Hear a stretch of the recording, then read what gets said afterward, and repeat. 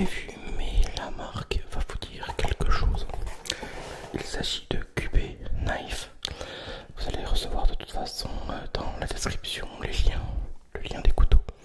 Alors, QB Knife, c'est des couteaux EDC pliants, fixes. Hop, voilà. Et c'est un partenariat non rémunéré. C'est-à-dire que je reçois le couteau, je le paye pas, je le garde et j'en parle, voilà, uniquement. Alors, j'ai reçu dans cette boîte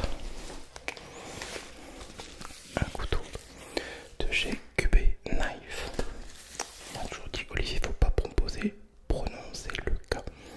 Alors, toc, voilà, on le reçoit comme cela. Attends, stop. D'abord, avant de te montrer, je t'invite d'abord à t'abonner, partager, liker et mettre un petit commentaire. Et avant de te montrer ce joli couteau, merci à vous tous, parce que c'est grâce à vos abonnements, à vos vues et à votre fidélité surtout que cette vidéo est possible et qu'on peut m'envoyer des choses comme ça aujourd'hui. D'accord? Alors, maintenant on va ouvrir le couteau. Donc, on le reçoit dans une petite boîte en carton, belle petite boîte, comme ça. Donc, quand tu l'ouvres, il est dans un sachet hermétique avec un petit truc pour l'humidité. Il est fermé. Moi je l'ai ouvert pour le montage. Et voilà la bête. Toc. Waouh. Et je peux te dire qu'il est classe. Et l'autre côté. Alors, on est sur un couteau à aspect EDC à porter un peu tous les jours.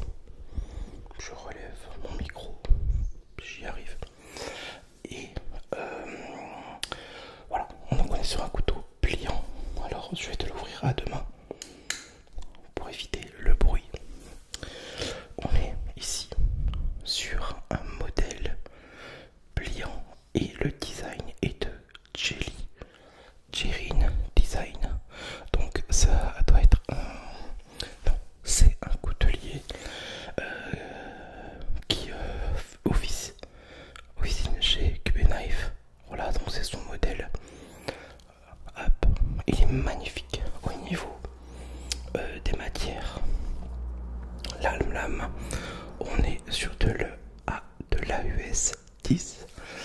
Alors je ne connaissais pas l'AUS 10, moi je connaissais l'AUS 8 et je vais continuer avec, pour pas me planter, avec les données que j'ai reçues. Donc alors on est là ici, au niveau du manche, on est sur de la matière synthétique. Voilà, c'est du un gros plastique très très dur. On est sur un couteau typiquement chinois, hein, d'accord, mais bon, comme je le dis, et je suis pas le seul, même les meilleurs le disent, les Chinois, à force de fabriquer des couteaux pour Ontario, Benchmade et tout ça, ils se sont dit, bah on va faire nos couteaux. Bah ouais, pourquoi pas. Et je peux te dire que depuis, ça marche très fort pour les Chinois et les couteaux chinois, tels que Civivi. Tout le monde connaît les couteaux Civivi maintenant. On est ici sur un liner lock en fermeture. D'accord. On a ici comment on dit, le backspacer en G10. Alors ça c'est bien. C'est bien pour plusieurs raisons. Comme c'est ajouré. Ici qu'on voit la lame de l'autre côté. Donc le dos. Hein, d'accord. Ça évite qu'il y a de la saloperie qui vienne se stocker. Au moins tu peux aller l'enlever facilement avec un chiffon ou alors du papier coton-tige. D'accord. Donc voilà. Ici talon ajouré, c'est joli. Il y a possibilité de mettre une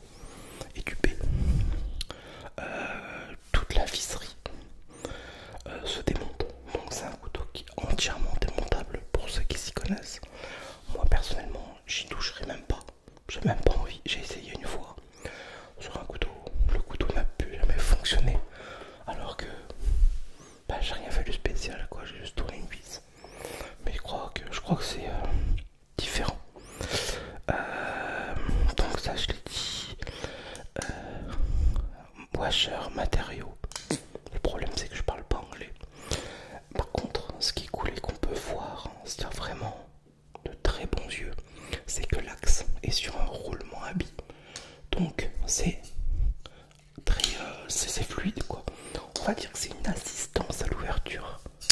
Toc, voilà. Et le point archi positif, on est sur un manche très très fin, donc on a une bonne ergonomie. Parce que la grosse bête que je suis, bah, j'ai des petites mains. Voilà.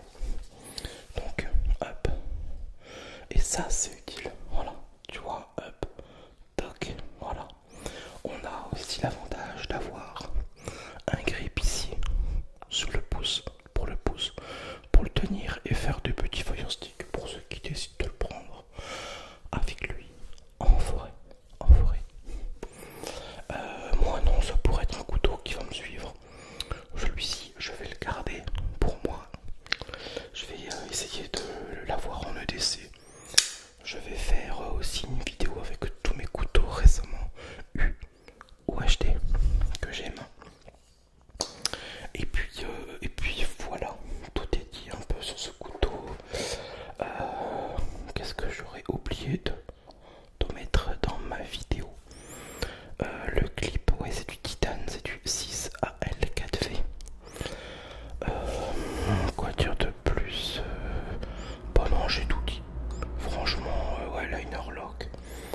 Bon, tout est dit pour ce super couteau. Dit chinois, donc c'est bien fabriqué en Chine. Mais ne soyez plus réticents à la Chine.